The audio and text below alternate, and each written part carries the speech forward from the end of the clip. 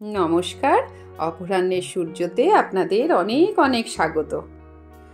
আজ সকালবেলায় বাড়ির পেছনের এই নারকেল গাছটার দিকে চোখ পড়ল।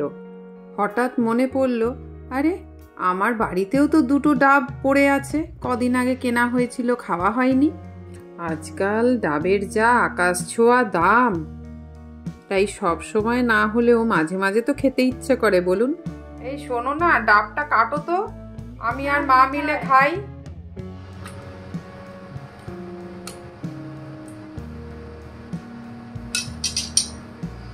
মা, ডাবটা তো জলে শ্বাস হয়ে গেছে দিভাই, ডাবের ভিতরটা।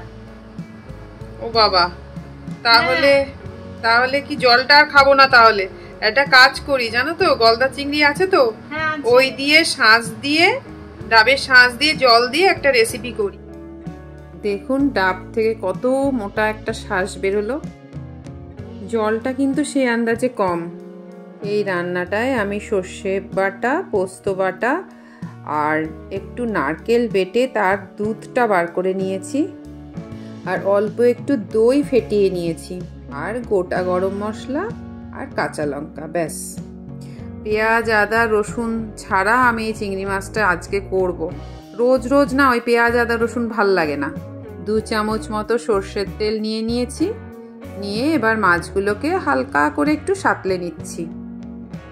মাছটা ভাজতে ভাজতে ভাবলাম, না একটু আদা বাটা দিই, কারণ খুব তাজা মাছ নয় তো, তাই গরম মশলা ফোড়ন দিয়ে একটু আদা বাটা দিয়ে দিলাম, তারপর সর্ষে পোস্ত বাটাটা দিলাম। এবার সব মশলা একসাথে কষাচ্ছি। মশলা কষানো হয়ে গেলে নারকেলের দুধটা এবার দিয়ে দিলাম। এবার ফুটে উঠলে, মশলাগুলো দিয়ে নারকেলের দুধ ফুটে উঠলে চিংড়ি মাছগুলো দিয়ে দেব। ও হ্যাঁ, এবার নুনটা দেব, নুনটা দিতে এতক্ষণ ভুলে গেছিলাম। এবার ওটা বেশ একটু ফুটে উঠলে চিংড়ি মাছগুলো এবার দিয়ে দিচ্ছি।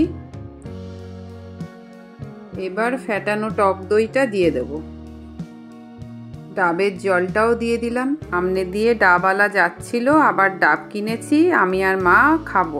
রান্নাটা হোক, ততক্ষণে আমি আর মা ডাবটা কেটে খাই।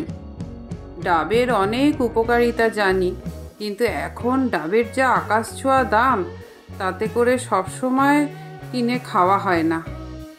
আবার ডাব কিন্তু সবসময় পাওয়াও যায় না। আগে যেমন মোড়ের মাথায় মাথায় সবসময় ডাব বিক্রি হতো, এখন সেটা দেখতে পাওয়া যায় না।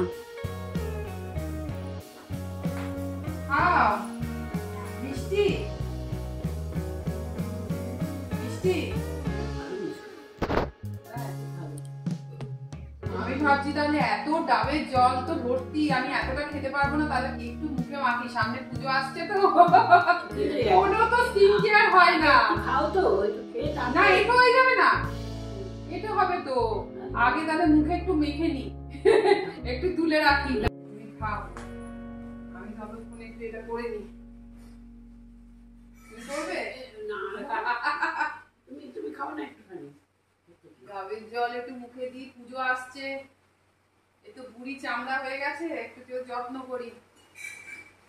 কোনোই তো যত্ন, ফেসিয়াল টেসিয়াল কিছুই করা হবে না। এই যে আমার রান্নাটা হয়ে গেল। এবার একটু সর্ষের তেল ছড়িয়ে নামিয়ে দেব। এভাবে পেঁয়াজ রসুন ছাড়া গলদা চিংড়ি রান্না করে দেখবেন, খুব ভালো লাগে। ডাবের জল, ডাবের শাঁস, নারকেলের দুধ সব মিলেমিশে রান্নাটা কিন্তু একটু অন্য রকম হয়। রান্না শেষ, এইবার এক হাতে ডাবের জল, এক হাতে ডাবের শাঁস, কি মজা! আজকের দিনটা পুরো ডাব ডাব করেই কেটে গেল। ডাবের জল একটু বেঁচেছিল, সেই দিয়ে আবার পুদিনা পাতা দিয়ে লেবুর রস দিয়ে একটু শরবতও করে খেলাম। যাকগে, আজকের মতো এতটুকুই থাক। দেখা হচ্ছে আপনাদের সাথে আবার পরের ব্লগে। সবাই সাবধানে থাকবেন, ভালো থাকবেন।